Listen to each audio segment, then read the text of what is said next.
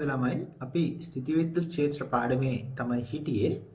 එතකොට අපි බලමු මොනවාද අපි දැන් කරලා තියෙන්නේ කියලා. අපි විද්‍යුත් ක්ෂේත්‍ර තීව්‍රතාව කොටස අවසන්. ගොස් ප්‍රමේය කොටසේ අර්ධයක් පමණ අවසන් කරලා තියෙන්නේ. ස්ථಿತಿ විද්‍යුත් විභවය සහ දාරිද්ර්ය කියන කොටස් අපිට ඉදිරියට කරන්න තියෙනවා. හරි. අපි එහෙනම් අදට අදාළ කොටස් වලට යන්න කලින් ගිය සතියේ දීපු ගෙදර වැඩ සාකච්ඡා කරලා ඉමු.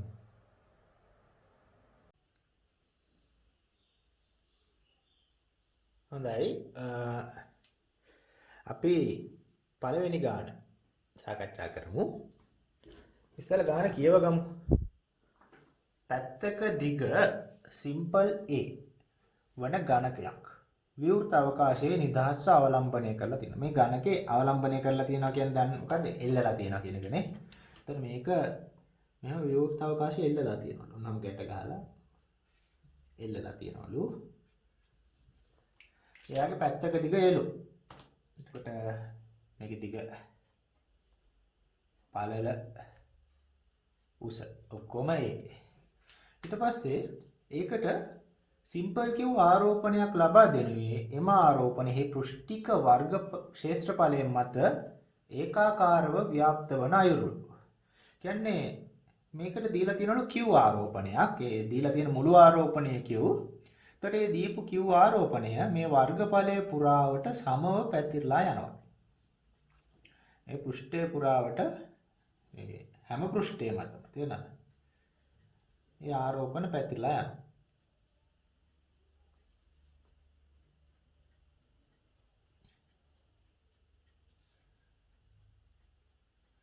වර්ගඵලයේ පුරාවට ඔය Q ආරෝපණය පැතිරලා තියෙනවා. මේ පැතිරලා තියෙන මුළු ආරෝපණය ගත්තොත් සම්පූර්ණ එක Q. හරි. හරි. ඊට පස්සේ කියනවා ඝනකයේ එක් මුහුණතක කේන්ද්‍රයට යම්තම් පිටතින් පිහිටි ලක්ෂයක විද්‍යුත් ක්ෂේත්‍රයේ විශාලත්වය ලබා දෙන්නේ. එතකොට එයාලා අහන්නේ මේ මුහුණතට චුට්ටක් එළියෙන් පිට. දැන් මේකේ මට මේ ලක්ෂය හරියට මන්දින්න අමාරුයි. කොහමද මේ මුහුණතක අපි මෙන්න මේ මුහුණත ගමුකෝ. මුහුණතේ කේන්ද්‍රය කියන්නේ හරි මැදට පොඩ්ඩක් ඉස්සරහින් පිහිටි තැනක තීව්‍රතාව. කියන්නේ මේ පෘෂ්ඨය මත තීව්‍රතාව වගේම තමයි ඒක අපි ඒක තමයි අහන්නේ. ඒක E කියලා ගමු. එතකොට ළමයි ඔක හදන්න ක්‍රම ගොඩක් තියෙනවා. එක ක්‍රමයක් අපි බලමු.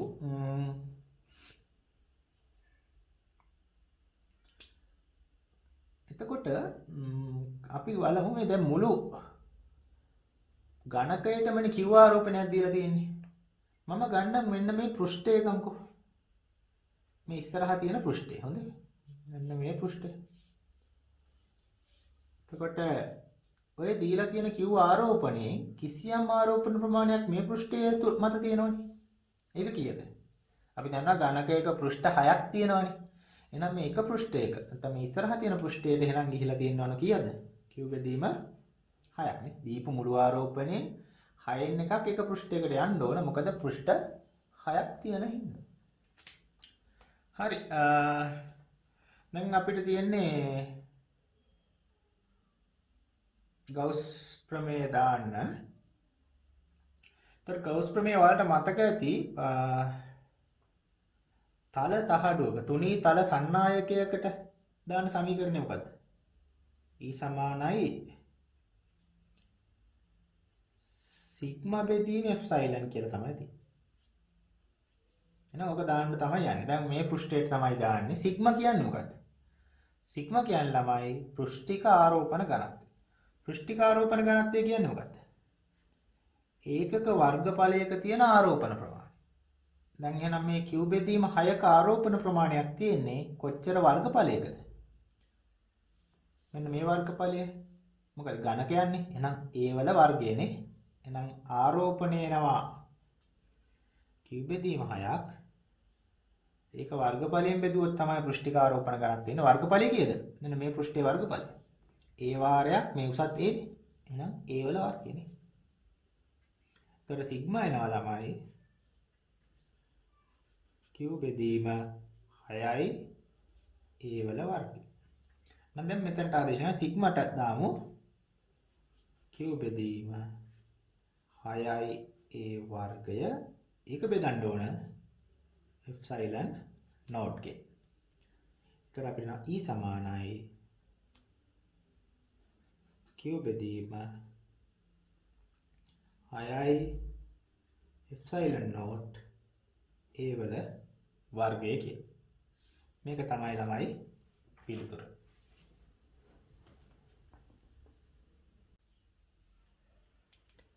අපි පස්වෙනි ගානට යමු. හරි. ඔය වගේ ගණන් ගොඩක් තියෙනවා. ඉතින් ඔය ගාන මම හදලා පෙන්නන්නම්. එතකොට ඊටු ගණන් ටිකත් ඔයාලට හදා ගන්න පුළුවන්. මොකද්ද කියන්නේ? A සිට D දක්වා පෙන්වා ඇති රූප සටහන් අතුරින් සංවෘත S පෘෂ්ඨයෙන් ඉවත් වන සම්පූර්ණ ශ්‍රාවය ශුන්‍ය වන. එතකොට ABCD කියලා දීලා තියෙනවා රූප සටහන් හතරක්. ඒ හතරේ සංවෘත පෘෂ්ඨ හතරක් තියෙනවා S කියලා. එතකොට සංවෘත පෘෂ්ඨ හතර තමයි ඕකේ ඔය ඇඳලා තියෙන්නේ. ඊට පස්සේ ඒ වගේ ඉවත් වෙන ශ්‍රාවයේ බිඳුව වෙන්නේ මොනවාගේද කියලා අහන්න. ඉතින් අපි ඉස්සෙල්ලාම බලමු ශ්‍රාවයට මොකක්ද අපි ගාව තියෙන සමීකරණය. අපි දෙන phi සමානයි q බෙදීම එප්සයිලන්. නේද? ගෞස් ප්‍රමේයෙන් ශ්‍රාවයට දීලා තියෙන සමීකරණය. එහෙනම් අපි එකින් එක බලමු. දැන් එහෙනම් මේ A අවස්ථාව බලමු. එතකොට මේ අවස්ථාවේ කැපිටල් A අවස්ථාවේ ශ්‍රාවය S හරහා ශ්‍රාවය මම phi A කියලා ගත්තොත් phi A සමානයි q ට දාන්නේ මොකක්ද?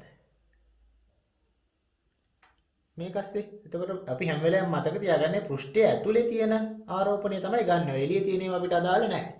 එතකොට මේක ඇතුලේ තියෙන්නේ ඍණ q ආරෝපණයක්. අපි විශාලත්වයේ විතරක් ගමුකෝ. එතකොට q බෙදීම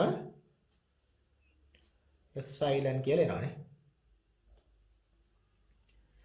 ඊට පස්සේ b ට යමුකෝ. phi b. b කිය ඇතුලේ සඵල ආරෝපණය කීයද? මේක ධන q එකක් මේක ඍණ q. එතකොට මේ එළියේ තියෙන ආරෝපණ ගන්න එපා. මේ ඇතුලේ තියෙන සඵල ආරෝපණය ධන q ට ඍණ q කැපිලා බිඳුවක් එනවා. එතකොට q බිඳුව වෙච්ච ගමන් phi බිඳුව වෙනවා. ඊට පස්සේ phi c ගමු. c රූපයට යමු. එහෙනම් c ගේ බලන්නකෝ මේ. ඒ තොර s කියන පෘෂ්ඨය තුල ඇතුලේ කිසිම ආරෝපණයක් නැහැ. තියෙනවා තියෙන පෘෂ්ඨෙන් එළියේ. ඇතුලේ ආරෝපණයක් නැත්නම් q බිඳුව හින්දා phi බිඳුව වෙනවා. ඊට පස්සේ phi d ට යන් d රූප සටහනට. ඒකෙත් මේ s පෘෂ්ඨය ඇතුලේ කිසිම ආරෝපණයක් නැහැ. ඒ කියන්නේ q බිඳුවයි. q බිඳුව නම් phi බිඳුව වෙනවා. හොඳයි. එතකොට අපිට උත්තරේ තෝරගන්න පුළුවන් B C D කියලා.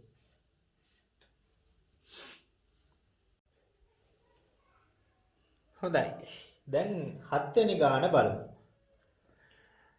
ධන q ආරෝපණයක් ඇති සන්නායක ගෝලයක් අනාරෝපිත A හා B නම් සන්නායක ගෝල දෙකක් සමග රූපයේ පෙනෙන අයුරු භූගත ලෝහ පෙට්ටියක් තුල තබා ඇත. ගෝල අතරත් ගෝල හා පෙට්ටිය අතරත් විද්‍යුත් සම්බන්ධයක් නොමැතිනම් ගෝල වටා විද්‍යුත් ක්ෂේත්‍රයේ නිවැරදිව පෙන්වන්නේ පහත සඳහන් කුමන රූපයෙන්ද කියලා කියනවා. හරි. එතකොට මේ ගෝලයේ ආරෝපිතයි ධන ආරෝපිතයි. මේ A සහ B ගෝල මතක තියාගන්න අනාරෝපිතයි සන්නායකයි නේ. එතකොට අනාරෝපිත සන්නායක ගෝල දෙකක් තමයි මේ දෙන්න. එතකොට ළමයි මේ Q ගෝලයේ ආසන්නයේ මේ අනාරෝපිත සන්නායක ගෝල දෙක තිබ්බොත් මේ දෙන්න ස්ථಿತಿ විද්‍යුත් ප්‍රේරණයට ලක් වෙනවා. එහෙනම් කොහමද මේ ධනට ආසන්න පැත්ත ඍණ විදිහටත් අනිත් පැත්ත ධන විදිහටත් ප්‍රේරණය වෙනවා. ඔන්න ප්‍රේරණය වුණා. එතකොට මේ පහළ තියෙන එකත් එහෙමයි. ධනට ආසන්න පැත්ත ඍණ විදිහටත් පිටපැත්ත ධන විදියටත් ප්‍රේරණය වෙනවා. දැන් ඉතින් බල රේඛා ටික යන්දම හරි. ඉතින් කොහොම හරි ඔයාලට මෙහෙම එක රූපයක් නෙවෙයි රූප පහක් දීලා තියෙන පහෙන් ගැලපෙන එක තමයි තෝරගන්නේ. ඉතින් බලන්න දැන් එහෙනම් මොකද වෙන්න ඕන? ධනෙන් ඍණට බල රේඛා යන්න ඕනේ. ඔන්න ඔහොම යනවා. ඊට පස්සේ දැන් මෙයාට දැන් මෙහෙන් දෙකක් ආවොත් අනිත් පැත්තෙන් ඉවතට යන්න ඕනත් දෙකයි. එහෙම උදාසීන එක ලක්ෂණයක් ඒක. එන්නේ දෙකයි නම් යන්නෙත් දෙකයි. දැන් එතකොට අලගේ රූපවලත් දැන් බලන්න දෙකක් ඇවිල්ලා දෙකක් යන්න ඕන. තුනක් ආවොත් තුනක් යන්න ඕන.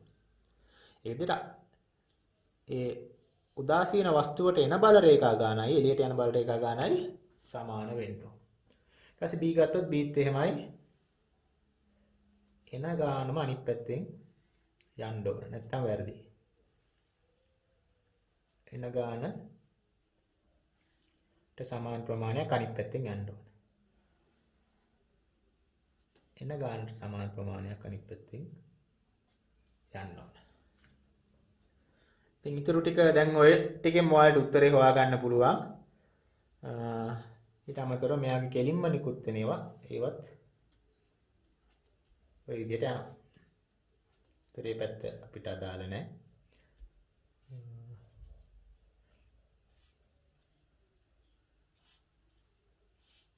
එතකොට අපිට ගැළපෙන උත්තරය තෝරගන්න පුළුවන්. අර මතක් වෙන්න ඕන ප්‍රේරණයක් වෙනවා කියන එකයි. උදාසීන වස්තු වලට ආරෝපිත වස්තු උදාසීන සන්නායක වලට එන බල රේඛා ගාන යන බල රේඛා ගානට සමානයි. හොඳයි දැන් ඔයාලට උත්තරය තෝරගන්න පුළුවන්. අපි 11 වෙනි ගාන තමයි හදන්නේ.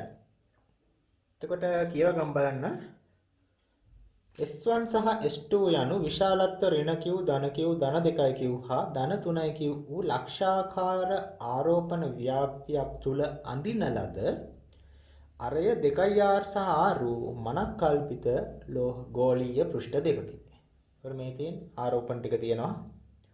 ගෝලීය පෘෂ්ඨ දෙකක් තියෙනවා. ඊට පස්සේ එයාලා අහන්නේ S1 පෘෂ්ඨය හරහා S1 කියන්නේ මෙන්න මේ පෘෂ්ඨය S1 පෘෂ්ඨය හරහා ගමන් කරන සඵල විද්‍යුත් ශ්‍රාවයේ බෙදීම S2 පෘෂ්ඨය හරහා ගමන් කරන සඵල විද්‍යුත් ශ්‍රාවයේ යන අනුපාතය සමාන වේ. ඉතින් ශ්‍රාවය කිව්වම ඔයාලට මතක් වෙන්න ඕන ගවුස් ප්‍රමේයයේ තියෙන සමීකරණය phi සමානයි q බෙදීම එප්සයිලන්. දැන් මේ පෘෂ්ඨ දෙකම එකම පාරවේදිත එප්සයිලන් සමානයි. එකින්ද අපිට ඕන නම් මේකෙන් phi සමානුපාතිකයි q කියලා ගන්නත් පුළුවන්. හරි. එහෙනම් S1 පෘෂ්ඨය හරහා පවතින ශ්‍රාවය මම phi 1 කියලා ගන්නම්. එහෙනම් phi 1 කියන එක සමානුපාතික වෙන්නේ එයාගේ සඵල ආරෝපණය කියන්නේ S1 පෘෂ්ඨය ඇතුලේ. ධන q ඍණ q ධන 2යි q නේ. ඒතකොට ඔය තුන් දෙනාගේම සඵලෙක් ගත්තොත් ධන q ට ඍණ q කැපිලා ගිහලා ධන 2යි q ඉතුරු වෙනවා. එතකොට එහෙනම් 2යි q කියලා ගන්න පුළුවන්. මේක අපි පළවෙනි එක කියලා. ඊට පස්සේ S2 පෘෂ්ඨය හරහා තියෙන සඵල ශ්‍රාවය. ඒක phi 2 කියලා ගත්තොත් මේක හරහා තියෙන එක ධන 3යි q ඍණ q සහ ඍණ q නේ. එතකොට සඵලය කියනවා ධන 3යි q ගෙන් ඍණ q සහ ඍණ q අඩු වුණාම q කියලා. එක දෙක. එතකොට අපිට ඕන phi 1 බෙදීම phi 2 ට උත්තරයක්. නම් එක බෙදීම දෙකේ. එතකොට phi 1 බෙදීම phi 2 සමානයි 2යි q බෙදීම q නේ. ඔන්න ඔකෙන් අපිට phi 1 යට phi 2 සමානයි 2යි කියලා එනවා. ඔක තමයි පිළිතුර.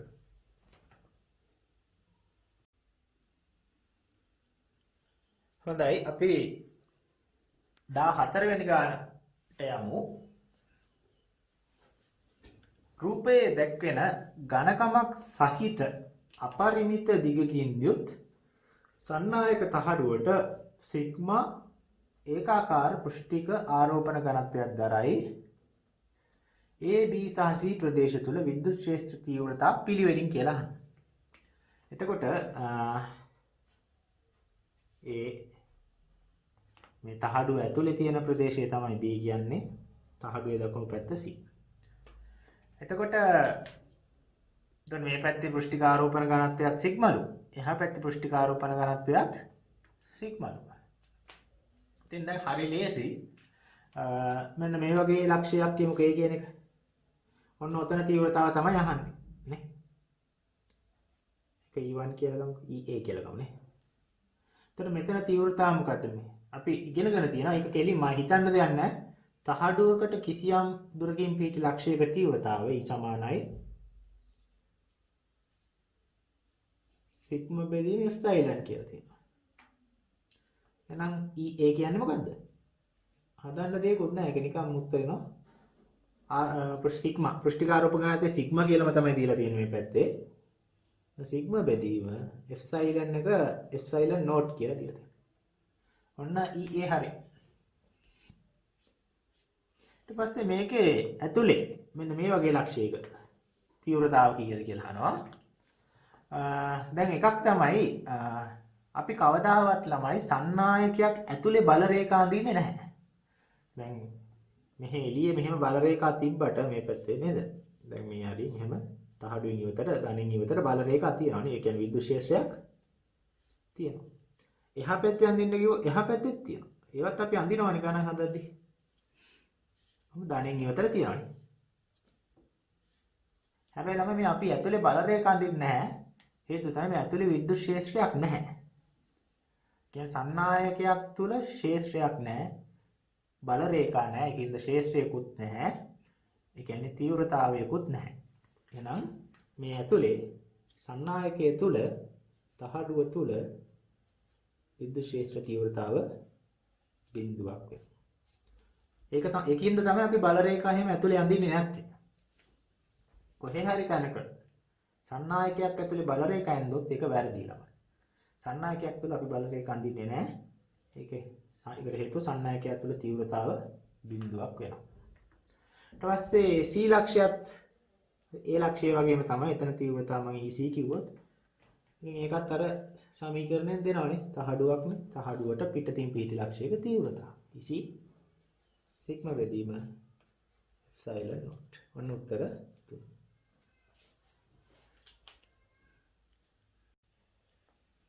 හොඳයි අපි 16 වෙනි ගානට යමු. පෙන්වා ඇති පරිදි S1 S2 S3 හා S4 යනු සමාන හා ප්‍රතිවිරුද්ධ ධන Q සහ ඍණ Q ආරෝපණ දෙකක් සමීපයේ අඳින ලද ගෞසීය පෘෂ්ඨ හතරකි. S1 S2 S3 හා S4 පෘෂ්ඨ හරහා සඵල විද්‍යුත් ශ්‍රාවය 5.1 5.2 5.3 සහ 5.4 මගින් නිරූපණය කරයි. පහත සඳහන් කුමක් නිවැරදි වේද? දැන් මගේ ගා උත්තර ටික නෑ. උත්තර ඔයාලගේ ටියුට් එකේ තියෙනවා බලන්න. ඒ 5.1 බිඳුවද බිඳුවට වඩා වැඩිද නැත්නම් බිඳුවට වඩා අඩුයිද කියලා තමයි අහන්නේ. ඉතින් අපි බැලුවොත් එතන මේකේ මේක ධනාරෝපණයක් තියෙනවා සහ ඍණාරෝපණයකුත් තියෙනවා. ඍණ Q මේක ධන Q. මේක S1 S2 S3 S4 කියලා පෘෂ්ඨ හතරකුත් තියෙනවා. එතකොට 5 නේ 5 කිව්ව ගමන් මතක් වෙනවනේ 5ට තියෙන සමීකරණය ගෞස් ප්‍රමේය. 5 සමානයි Q බෙදීම එප්සයිලන්. එතකොට එප්සයිලන් මේ හැම එකටම සමාන හින්දා එකම අගයක් ඉන්න ප්‍රදේශයටම අපිට ගන්න පුළුවන් 5 සමානුපාතිකයි Q කියලා. එහෙනම් ළමයි Q බිඳුව නම් 5 බිඳුවයි. Q ධන නම් 5 ධන. Q ඍණ නම් 5 ඍණ. එහෙනම් S1 පෘෂ්ඨය හරහා තියෙන ශ්‍රාවය අපි 5.1 කියලා ගමු. S1 කියන්නේ මෙන්න මේ ඇතුලේ පොඩි පෘෂ්ඨයනේ. එතකොට ඒක ඇතුලේ කිසිම ආරෝපණයක් නැහැනේ. එහෙනම් Q බිඳුවයි. Q බිඳුව නම් 5 බිඳුවයි. ඔන්න උත්තරේ. හරි ලේසි. 5.2 බලමු. S2 හරහා තියෙන කෙනේ 5.2 කියන්නේ මෙන්න මේක හරහා තියෙන එක. එතකොට ඒ පෘෂ්ඨය ඇතුලේ තියෙන ආරෝපණي ධන Q නේ. කියන්නේ Q ධන නම් 5 ධන. එතකොට 5 සමානයි නේ විශාලයි බිඳුව වෙනවා. 5.3 තුන්වෙනි පෘෂ්ඨය බලුවොත් මේකේ. එතකොට මේක ඇතුලේ තියෙන්නේ ඍණ ආරෝපණයක්. Q ඍණ නම් 5 ඍණ. ඒ කියන්නේ 5.3 කුඩයි බිඳුව වෙනවා. පස්සේ හතරවෙනි පෘෂ්ඨයේ S4 එක බලමු. එතකොට 5.4 කියලා ගමු. මේ ලොකු එක නේ. S4 කියන්නේ ඒකනේ. ලොකු පෘෂ්ඨය. එතකොට ඒක ඇතුලේ තියෙන සඵල ආරෝපණය ගත්තොත් ඒ ධන Q ඍණ Q දෙන්නම අහු වෙනවා. දෙන්නම කැටලා ගියාම සඵල ආරෝපණයේ බිඳුවයි නේ S4 හරහා. S4 තුල තියෙන. එහෙනම් Q බිඳුව නම් 5th බිඳුව. ඒතර ඔන්න ඔය විදිහට තියෙන උත්තරය තෝරගත්තා නම් හරි.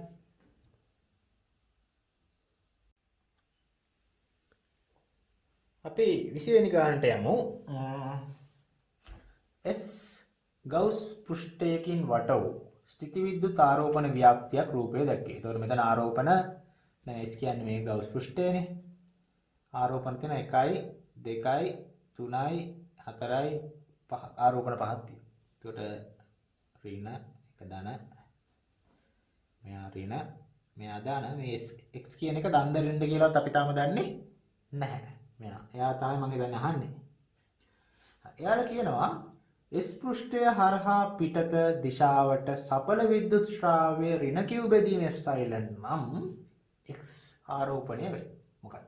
කියන්නේ මේකේ සඵල ශ්‍රාවය මේ වර්ගඵලය තුලින් පවතින සඵල ශ්‍රාවය ඍණ q බෙදීම එප්සයිලන් නෝට් වෙන්න නම් x ගේ ආරෝපණය කීයක් වෙන්න ඕනද කියලා අහනවා.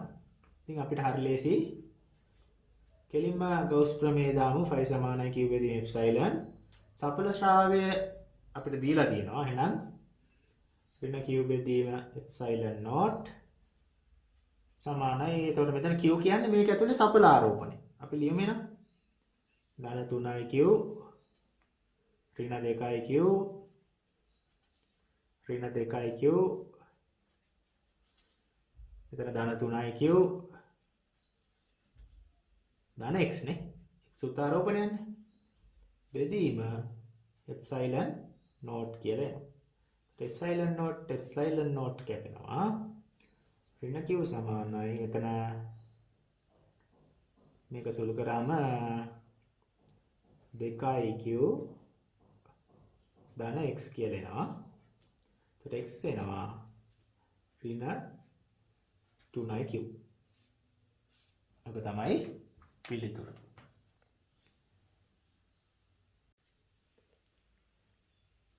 හරි 26 වෙනි ගාන බලමු. ගොඩක් දෙනෙක් බරද්ද ගන්න ගානක්. හරි බලමුකෝ. එක්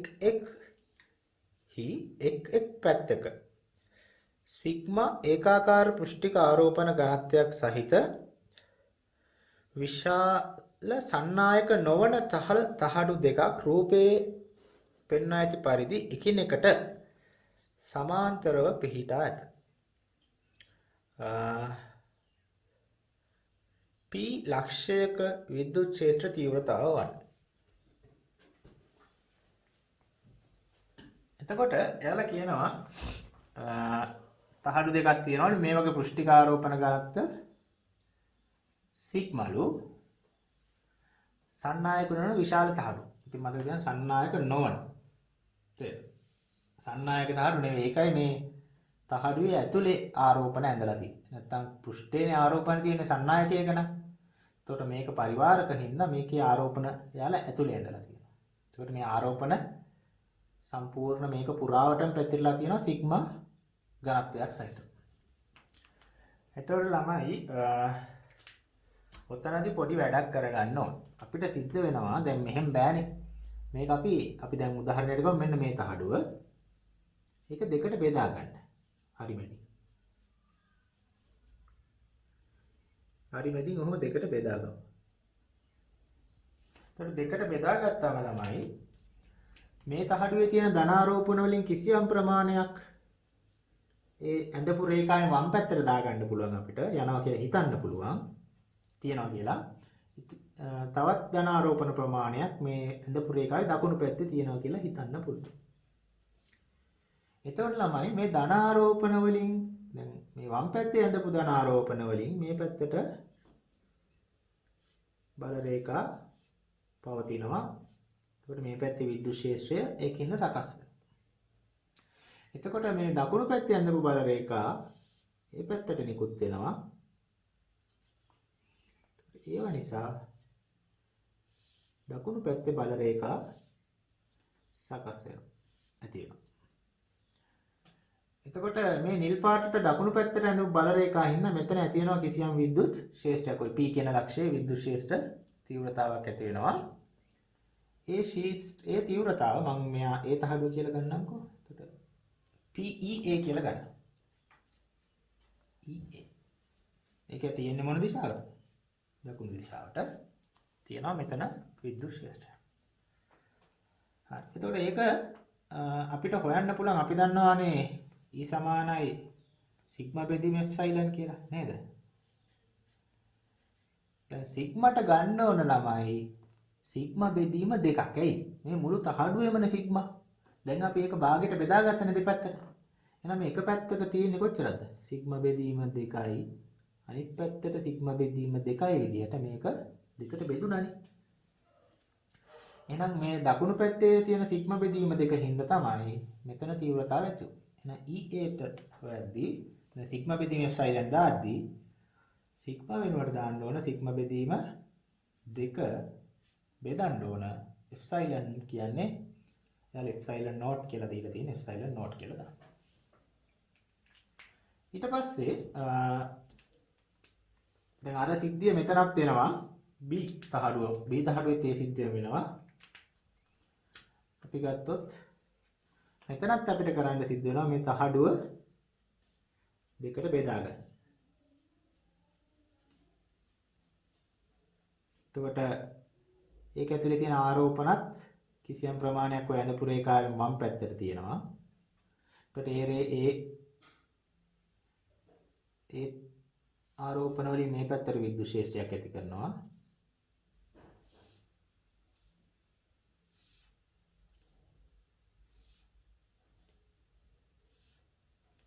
ඊට පස්සේ ඒ අපි ඇඳගත්ත රේඛාවේ දකුණු පැත්තේ තියෙන ආරෝපණ වලින් දකුණු පැත්තට විද්‍යුත් ක්ෂේත්‍ර තීව්‍රතාවයක් ක්ෂේත්‍රයක් ඇති කරනවා. ඒ ටික අපි කළු පාටින් හදමු. එතනත් අර විදිහට තමයි ආරෝපණ ඝනත්වය දෙකට බෙදා ගන්න වෙනවා. සිග්මා බෙදීම 2යි සිග්මා බෙදීම 2යි. එතකොට මෙන්න මේ සිග්මා බෙදීම 2 හින්දා මෙන්න මේ P ලක්ෂයේ ඇති වෙන තීව්‍රතාවයක්. මේ ලක්ෂය තමයි P කියන්නේ. ওই P ලක්ෂයේ ඇති වෙන තීව්‍රතාවක්. ඒකේ දිශාව මොකද්ද? ඒකත් දකුණු පැත්තටනේ. දකුණු පැත්තට ඒක EB කියලා ගමු. එතකොට EB කියන්නේ සිග්මා බෙදීම එප්සයිලන් දාන්න පුළුවන්. හැබැයි සිග්මාට දාන්න ඕනේ මොකද්ද? සිග්මා බෙදීම 2 හින්දානේ මෙතන ඇති වෙන්නේ. සිග්මා බෙදීම 2. බෙදීම එප්සයිලන්. එතකොට ඇත්තටම මෙතන තියෙන තීව්‍රතාව කියන්නේ ඔය දෙන්නාගේ එකතුවට. සම්ප්‍රයුක්තය තමයි එතන තියෙන්නේ. P ලක්ෂයේ තීව්‍රතාව කියන්නේ A තහඩුව නිසා P එහි තියෙන තීව්‍රතාවය, B තහඩුව නිසා P එහි තියෙන තීව්‍රතාවය සම්ප්‍රයුක්ත. ඒතර එකම දිශාවටනේ තියෙන්නේ. ඒතකොට නිකම් එකතු කරලා දාන්න තියෙන්නේ. ඔක එකතු කරොත් සිග්මා බෙදීම එප්සයිලන් නෝට් කියලා ලැබෙනවා.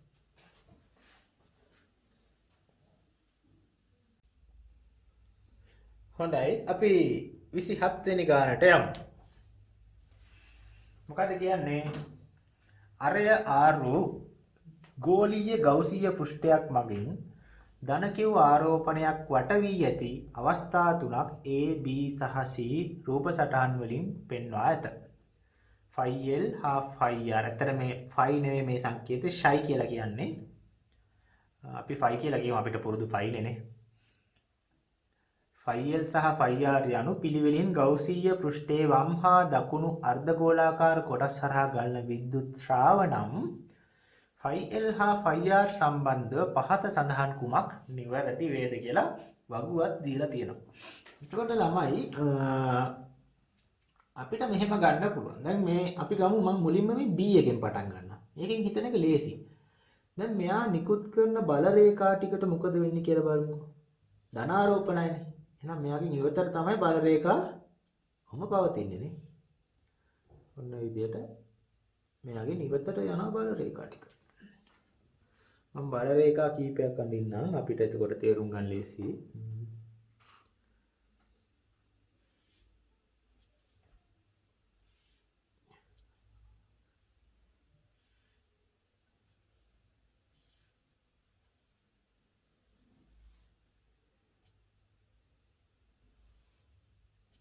ඔන්න විදියට තියෙනවානේ.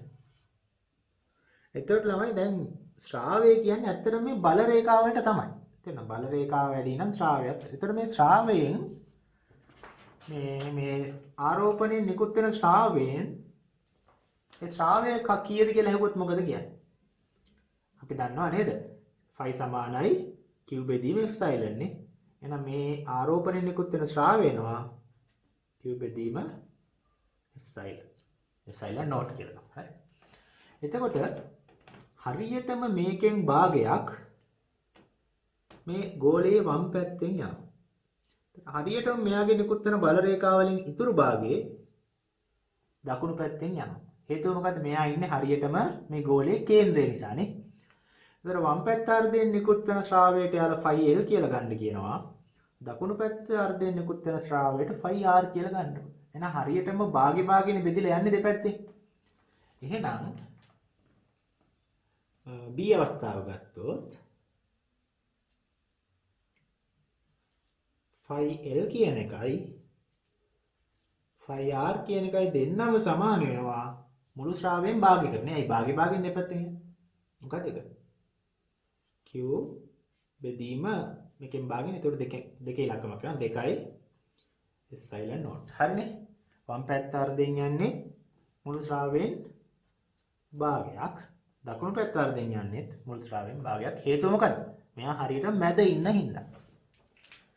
දැන් ඒ අවස්ථාවට යන කැපිටල් A අවස්ථාවට. එතකොට මේකේ හැබැයි මෙයා බලන්නකො ආරෝපණයේ ඉන්නේ වම් පැත්තට ලං වෙලා. එතකොට මෙයාගෙන් නිකුත් වෙන ශ්‍රාවය ගත්තොත් ඔන්න ඔය විදිහට තමයි යන්නේ.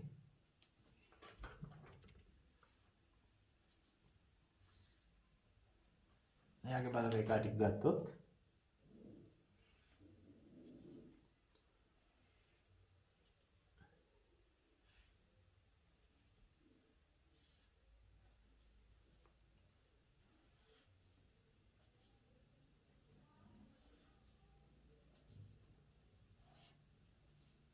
ඔන්න ඔය විදිහට යන්නේ.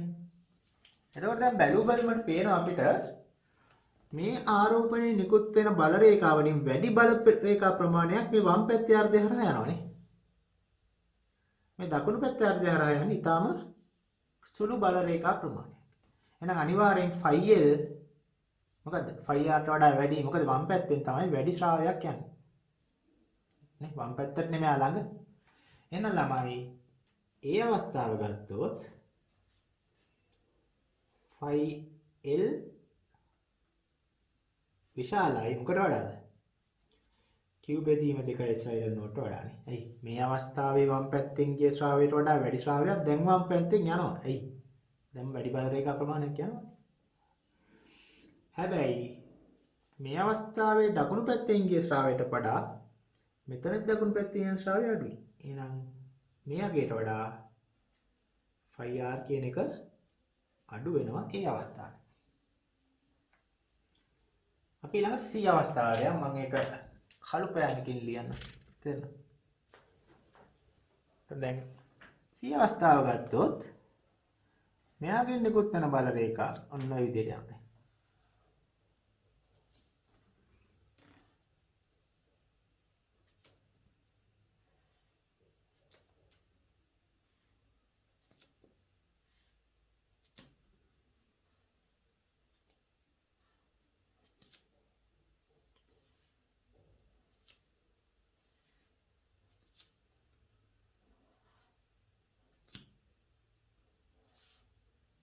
ඔන්න ඔය විදිහට බල රේඛා නිකුත්. එතකොට මේ අවස්ථාවේදී C අවස්ථාවනේ. C අවස්ථාවේදී බලන්න වම් පැත්තෙන් ගලපු ශ්‍රාවය B අවස්ථාවේදී වම් පැත්තෙන් ගලපු ශ්‍රාවයට වඩා අඩුයිනේ. ඇයි දැන් මේ අඩු බල රේඛා ප්‍රමාණයක් තමයි වම් පැත්ත හරහා යන්නේ. එහෙනම් phi L කියන එක අඩුයි B අවස්ථාවේ වම් පැත්තෙන් ගිය ශ්‍රාවයට වඩා. ඒක ක්ලියර් නේ.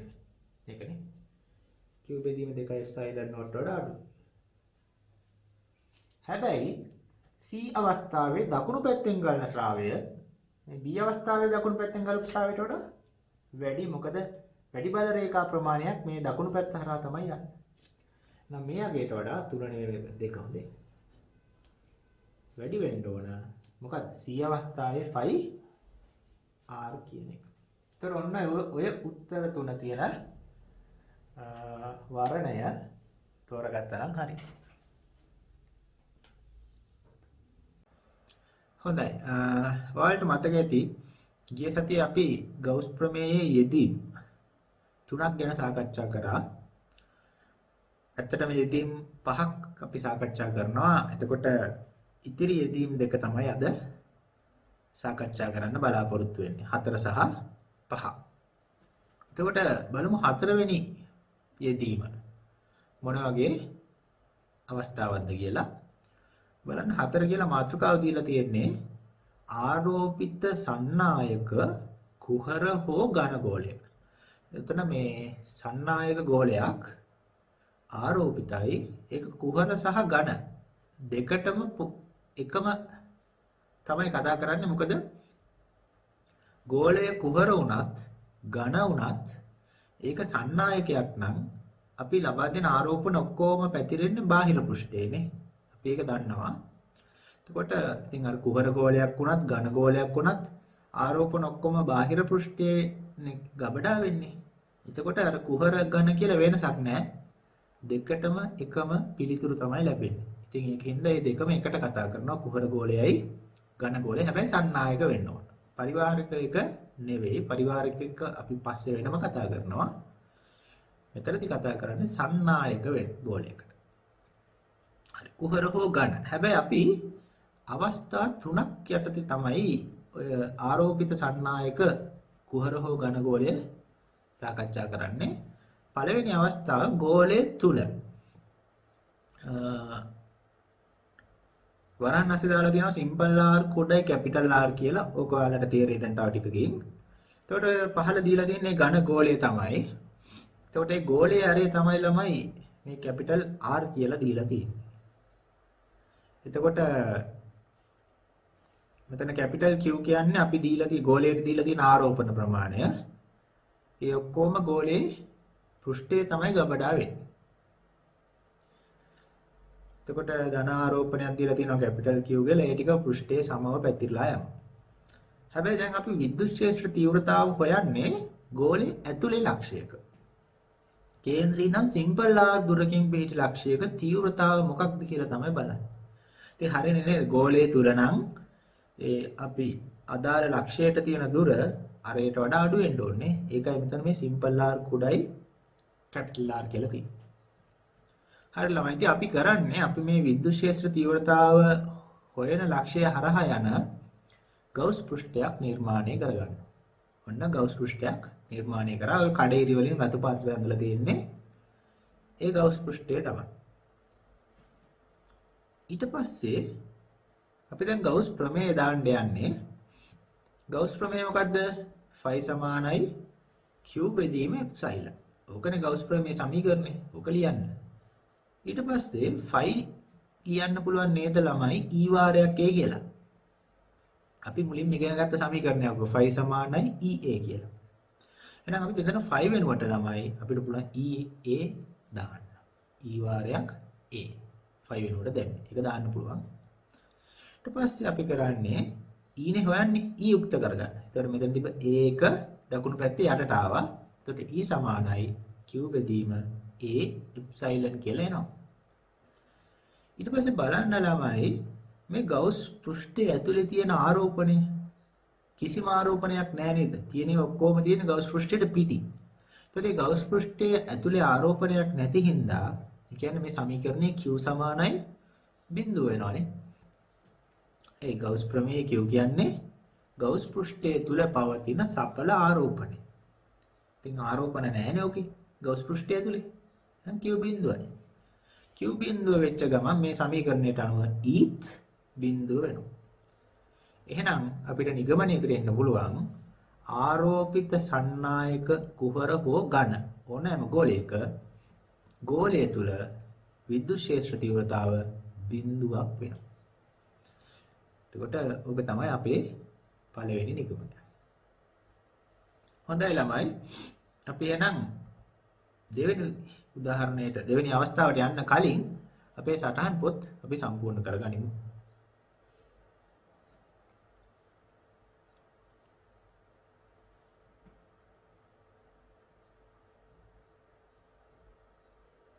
හොඳයි. අපි අපේ ගෞස් ප්‍රමේය යෙදීම් වල ආරෝපිත සන්නායක කුහර හෝ ඝනගෝලය යටතේ දෙවැනි අවස්ථාව. පළවෙනි අවස්ථාවේ කරේ ගෝලයේ තුල පිහිටි ලක්ෂයක තීව්‍රතාව තමයි හෙව්වේ. දැන් ගෝලයේ මත ගෝලයේ පෘෂ්ඨය මත පිහිටි ලක්ෂයක තීව්‍රතාව හොයන්නේ. ඒතර කලින් රූපයම තමයි ගෝලයක් තියෙනවා. පෘෂ්ඨයේ ආරෝපණ ටික ගබඩා වෙලා තියෙනවා. ගෝලයේ අරය කැපිටල් R. ගෝලයට දීලා තියෙන ආරෝපණය කැපිටල් Q. එතකොට දැන් අපි හොයන්නේ ඔන්න ඔය වගේ ලක්ෂයක තීව්‍රතාවනේ. මෙන්න මේ වගේ ලක්ෂයක.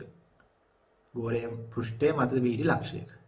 ඒතර එතනට තියෙන දුර සිම්පල් R කියලා ගත්තොත් මෙතනදී ඒ සිම්පල් R කැපිටල් Rට සමාන වෙලා තියෙනවා. ඒකට මෙතන තීව්‍රතාව මොකද්ද කියලා තමයි හොයන්නේ. ඉතින් අපි කරන්නේ මොකද්ද?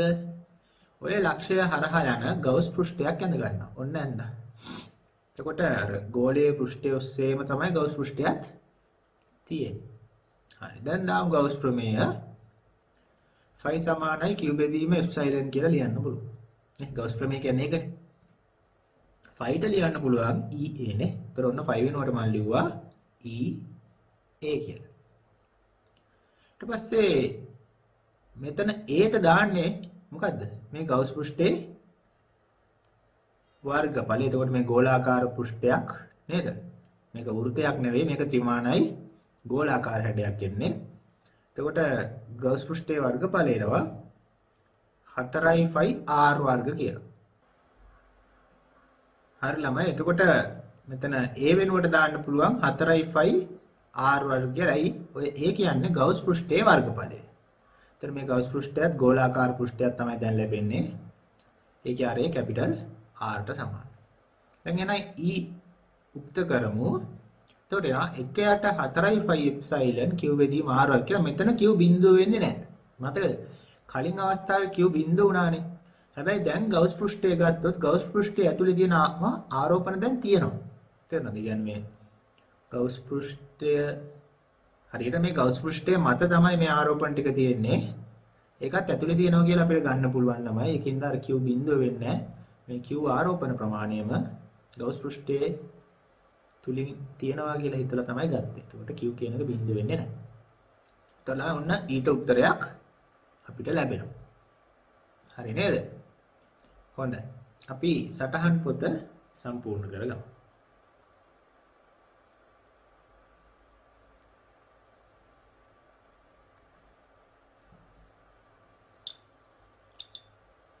හොඳයි. අපි තුන්වෙනි අවස්ථාවට යන් ගැම් බලන්නේ ගෝලයෙන් පිටත පිහිටි ලක්ෂයක තීව්‍රතාව. එතකොට අපි ගෝලයෙන් පිටත කියන්නේ මෙන්න මේ වගේ ලක්ෂයකනේ. එතකොට එතනින් මොකදලා තියෙන්නේ මේ ඒ ලක්ෂයට තියෙන දුර ගෝලයේ අරයට වඩා වැඩි. කියන්නේ සිම්පල් R විශාලයි කැපිටල් R වෙනවා. එතකොට මේ අවස්ථාවේ මෙන්න මේ ලක්ෂය හරහා යන ගෞස් පෘෂ්ඨයක් නිර්මාණය කරගමු. දැන් ගෞස් ප්‍රමේය දාමු. ෆයි සමානයි q බෙදීම එප්සයිලන්. ෆයි ලියන්න පුළුවන් EA. ඒට දාන්න පුළුවන් ගෞස් පෘෂ්ඨයේ වර්ගඵලය. දැන් 4යි 5 සිම්පල් R වර්ගයෙන් තමයි මේ ගෝලයේ ගෞස් පෘෂ්ඨයේ වර්ගඵලය දෙන්නේ. මොකද ගෞස් පෘෂ්ඨයේ තියෙන අරය සිම්පල් R නිසා. 4යි 5 සිම්පල් R වර්ගය තමයි දාන්නේ. දැන් ඔකේ යුක්ත කරපු ගමන් ඔන්න ඔය වගේ සමීකරණයක් නේ. 1යට 4යි 5 එප්සයිලන් q බෙදීම r වර්ග කියලා. එතකොට මේකේ ලක්ෂණය තමයි E සමානුපාතික වෙනවා 1යට r වර්ගයට. එහෙම සම්බන්ධිකුත් ගන්න පුළුවන් නේ. මෙතන E තියෙනවා. මෙතන යට r වර්ගයකුත් තියෙනවා. ඒකට E සමානුපාතික වෙනවා තියෙන 1යට r වර්ගය. කියන්නේ r වැඩි වෙන්න.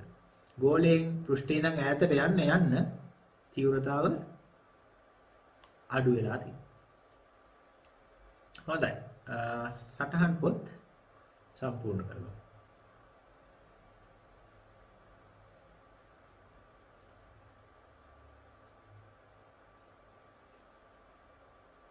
හොඳයි ළමයි. දැන් අපි ඔය ඉගෙනගත්ත යෙදීම හතරවෙනි යෙදීම ප්‍රස්ථාර කොලයකට ගන්න යන්නේ. එතකොට මේ ප්‍රස්ථාරයේ අක්ෂ දෙක තියෙනවා නේද? x අක්ෂයට මම ගත්තේ r සිම්පල් r දුර. y අක්ෂයට ගත්තේ ස්ථිති විද්‍යුත් ක්ෂේත්‍ර තීව්‍රතාව. එතකොට මේ මැද මං හරියටම ගෝලය ඇඳලා තියෙනවා කුහර හෝ ඝන සන්නායක ආරෝපිත ගෝලයක්. එතකොට ආරෝපණ ඔක්කොම පෘෂ්ඨයේ පැතිරලා තියෙන. මේ ගෝලයේ ආරය තමයි මම මේ කැපිටල් R කියලා ගත්තේ. එතකොට මේ R කියන්නේ මූල ලක්ෂ්‍යය ඉඳන් මේ ගෝලයේ පෘෂ්ඨයට තියෙන දුර. ගෝලයේ ආරය. හරි.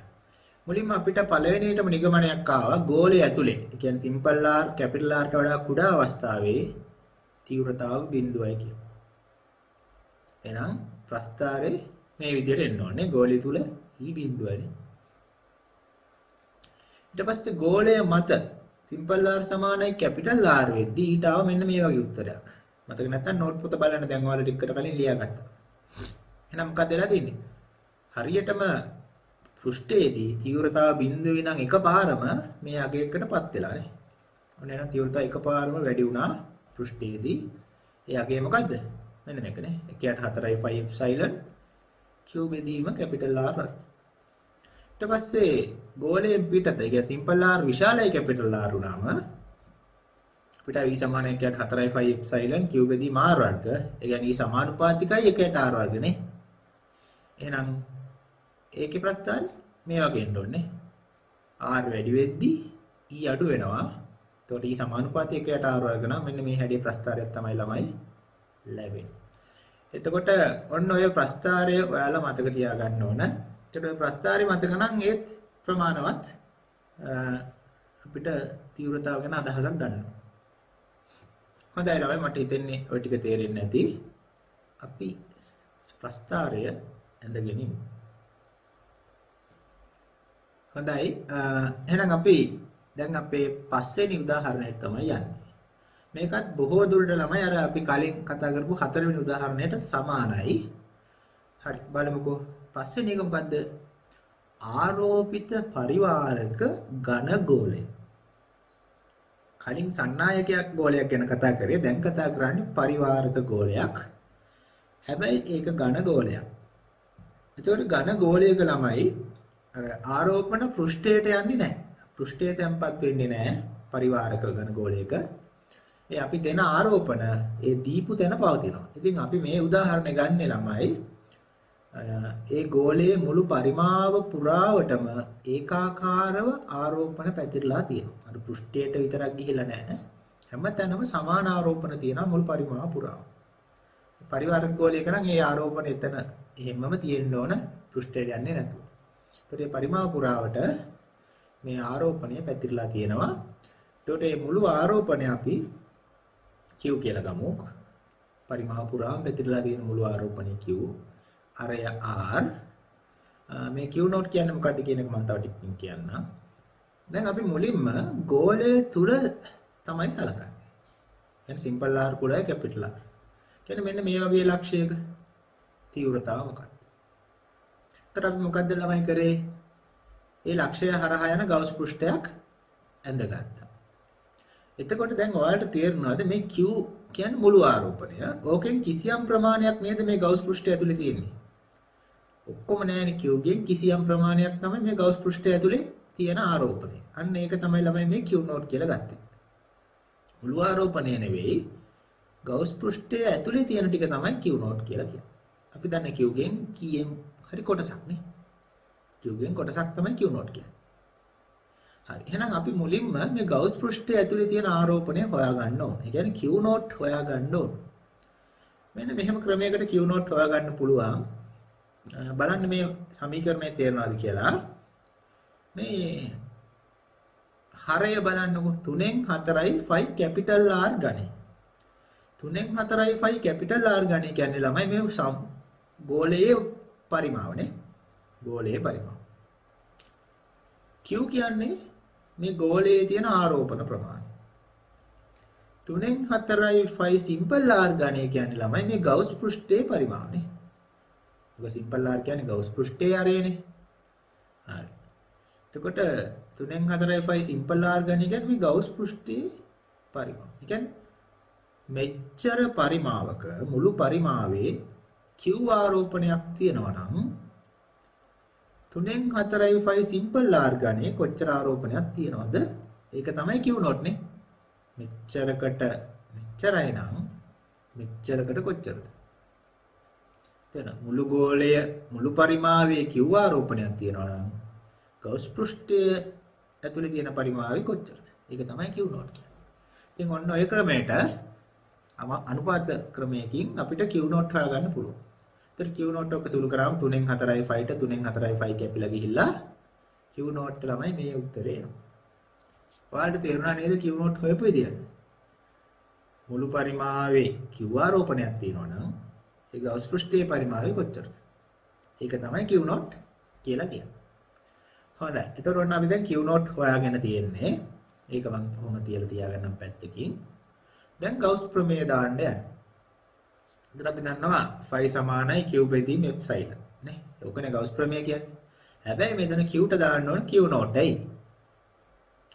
ආරෝපණයේ විදියට ගන්න ඕන ගෞස් පෘෂ්ඨයේ ඇතුලේ තියෙන ආරෝපණය. ඒකයි මේ q නෝට් කියන එක ගත්තේ. හරි නේද? හොඳයි. phi ට ලියන්න පුළුවන් EA කියලා. ඊට පස්සේ E වාරයක් වර්ගඵලයට ලියන්න පුළුවන් ළමයි ගෞස් පෘෂ්ඨයේ වර්ගඵලය 4යි phi simple r වර්ගය. Q නෝට් එක අපි හොයාගත්ත එක ආදේශ කරන්නේ. Q simple r ගණයේ බෙදීම capital R ගණය. ආදේශ කරනවා. දැන් ළමයි ඔකෙන් E යුක්ත කරොත් E එනවා 1 යට 4යි phi epsilon Q simple r බෙදීම r ගණයක්. ඉතින් ඕක තමයි ආරෝපිත ඝන ගෝලයක පරිවාරක ඝන ගෝලයක ගෝලය තුල පිහිටි ලක්ෂයක තීව්‍රතාව හොයන සමීකරණය. ඒතර ඕකෙන් අපිට එනවා E සමානුපාතිකයි R කියලා සම්බන්ධයක් ලැබෙනවා. මට හිතෙන්නේ පැහැදිලි ඇති. හොඳයි. අපේ සටහන් පොත් සම්පූර්ණ කරගමු.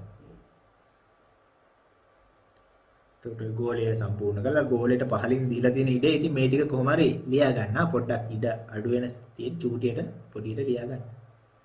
ඕක ඉතින් ඊටු ඒවට එහෙම මදි වෙන්නේ නැහැ. කොහොම හරි පොඩියට ඔය ටික ලියා ගන්න.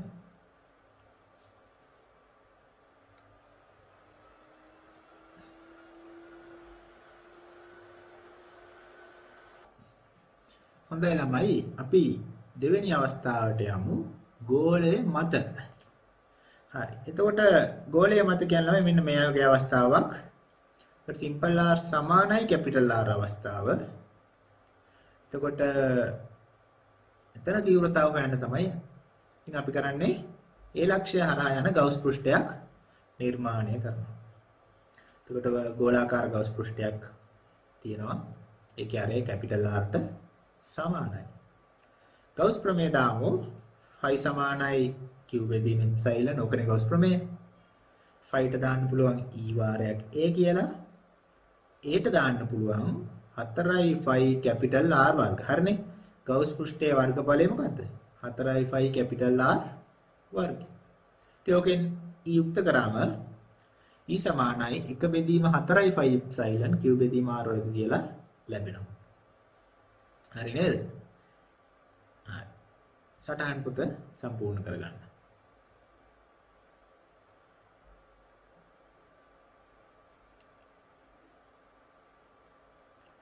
හොඳයි ළමයි අපි තුන්වෙනි අවස්ථාවට යමු. ගෝලයෙන් පිට ලක්ෂයක තීව්‍රතාව. ඔන්න ඔය වගේ ලක්ෂයක නේද? මෙන්න මේ වගේ ලක්ෂයක තීව්‍රතාව හොයන්නේ. ගෞස් පෘෂ්ඨය අඳගත්ත ඒ ලක්ෂ්‍ය හරහා යන විදිහට ගෞස් ප්‍රමේය දාමු. ගෞස් ප්‍රමේය කියන්නේ phi සමානයි q බෙදීම epsilon. phi ට දාන්න පුළුවන් EA කියලා. A ට දාන්න පුළුවන් 4යි phi R වර්ග. මෙතනදී හැබැයි simple R දාන්න ඕනේ. මොකද ගෞස් පෘෂ්ඨයේ අරේ simple R නේ. හරි. දැන් ඕකෙන් E යුක්ත කරොත් E සමානයි 1ට 4යි phi epsilon q බෙදීම simple R වර්ගය කියලා ලැබෙනවා. එතකොට ළමයි E සමානුපාතික වෙන්නේ 1 යට R වර්ගයට. එතකොට මේක තමයි අපේ නිගමනය. හරි. සටහන් පොත සම්පූර්ණ කරගන්න.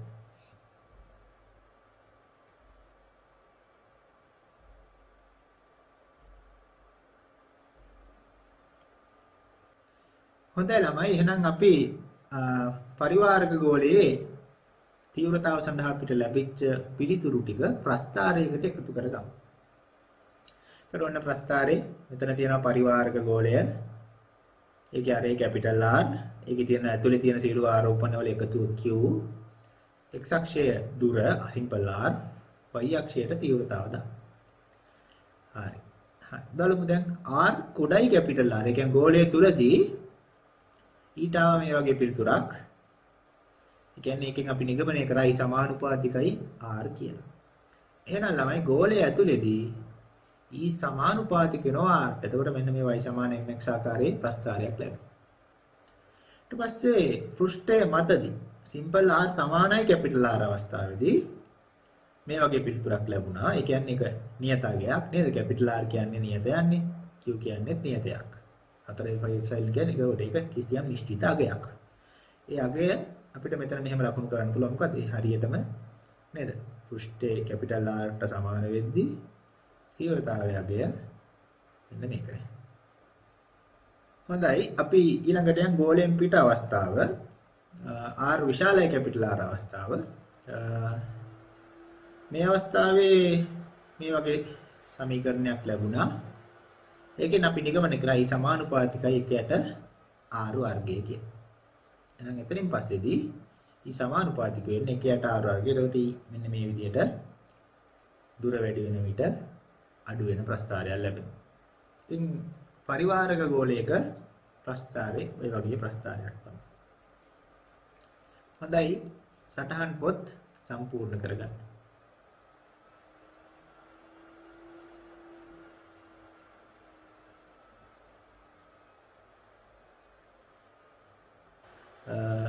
මම ගෙදරට කීපයකුත් දෙන්නම් ඒ ටිකත් කරලා තියන්න.